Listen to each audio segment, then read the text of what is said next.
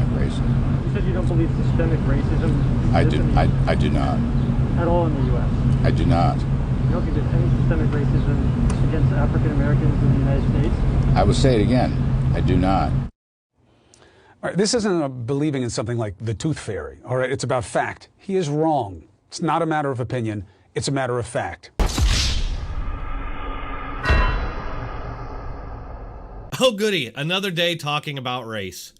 Well, everywhere you look right now, people are claiming that systemic racism is 100% real, and anybody challenging that claim must be an ignorant racist. This was the narrative over at CNN today when Chris Cuomo freaks out after Larry Kudlow basically just says he doesn't believe systemic racism exists today like it used to. A good answer, since there's no hard evidence of systemic racism. You may as well be hunting ghosts. People like Chris Cuomo point to the arrest and policing of Black Americans, suggesting that they're being targeted for their skin color. This despite FBI data that correlates with victims' reports suggesting that there is no widespread discrimination. For this reason alone, anybody calling themselves a journalist should not be declaring systemic racism a fact.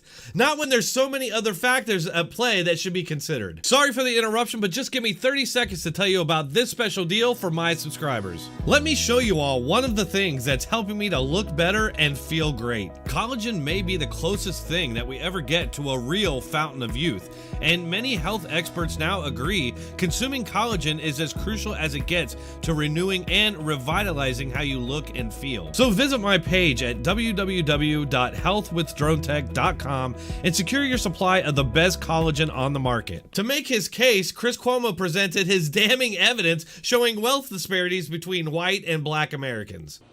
All right, this isn't believing in something like the tooth fairy. All right, it's about fact. He is wrong. It's not a matter of opinion. It's a matter of fact.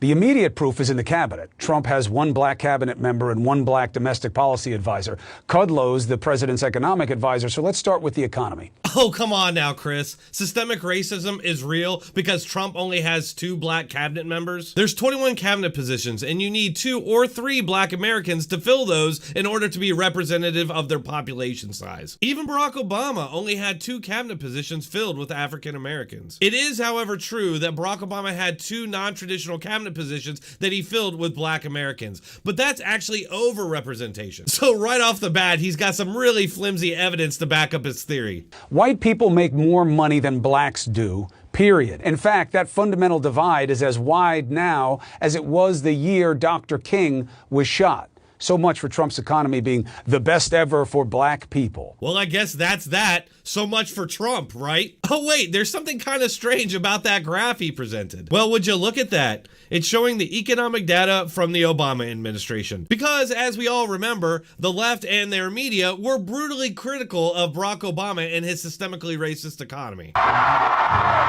You are looking at an American political phenomenon. You know, you are the equivalent of a rock star in politics. Right. Many people afterwards, they weren't sure how to pronounce your name, but they were moved by you. People were crying.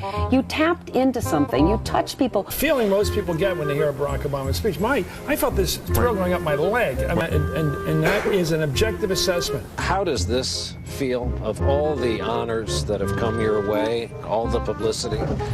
Who does it make you think of? Is there a loved one? I like to say that in some ways, Barack Obama is the first president since George Washington to be taking a step down into the Oval Office. I mean, a lot of people, people from all over the world, frankly, say to me, here comes a president with a huge mandate, a huge reservoir of goodwill, huge promises to change, and with all of that, his popularity is down. People don't appreciate some of the amazing legislative agenda that he's accomplished. Don't know if the Iran deal is going to work. If it does, it will be the major foreign policy achievement not only of this presidency, but of this American generation. At which point, people in the not-too-distant future will look back at this presidency. They'll look back at this president, and they'll say, oh, of course they gave him the Nobel Peace Prize. Of course they did. That totally makes sense. Oh wait, no, they claim he's the best president ever. What am I talking about? So let's break this down a little bit. Chris Cuomo claims that there's systemic racism in our country because of wealth disparities between white and Black Americans. For one, why doesn't he show the disparities between Black and Hispanic people? Black people are doing better. Is that because of systemic racism? Or how about the disparities between whites and Asians?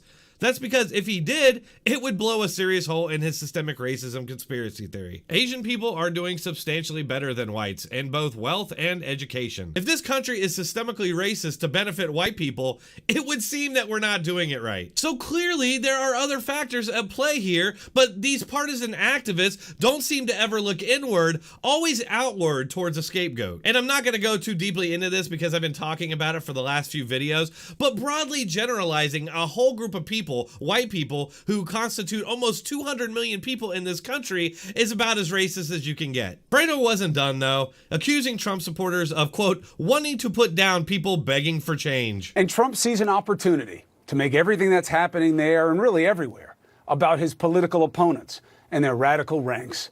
His move calls to dominate the people on the streets, dangling troops again. Wonder what effect that will have on people who say they are tired of being dominated. It's more like a dog whistle, right? To his base. And too many of them want to see the people who are begging for change put down. Despite the fact that this all began violently, right now it's entirely peaceful. In fact, you can see these protesters behind me. And in fact, let's pan the camera around, Chris, because it really has the feel of a street festival. How is this not incitement to violence? Why is he allowed to get on the national airways and accuse half of the country, millions of people, of wanting to murder the other half? Did he take a poll, or is he just broadly generalizing and demonizing as usual? I suppose if he's talking about a bunch of violent anarcho-communists, yeah, I want to see them put down. Meanwhile, it's the left-wingers in Seattle actually taking over a swath of the city, surrounding the police precinct with armed men and a warlord SoundCloud rapper named Raz. Cuomo considers this legitimate protest. Does anybody think for 1 second that if we all started forming militia and taking over cities, that Chris Cuomo would be out there running cover for us? Of course not. This is completely insane. And the only reason it's tolerated is because these people are the left and the media's foot soldiers. So when it comes down to good judges of right and wrong, Chris Cuomo is not who I'd look to for that guidance. He's a roid-raging liar who makes millions dividing this country along racial and political lines. That's all for this episode. Please hit that like button, share, and subscribe. It's the only way this channel can grow. If you'd like to support it, you can do so on one of these platforms. You can find all those links in the description and pinned comment. Thanks for watching. Keep coming back.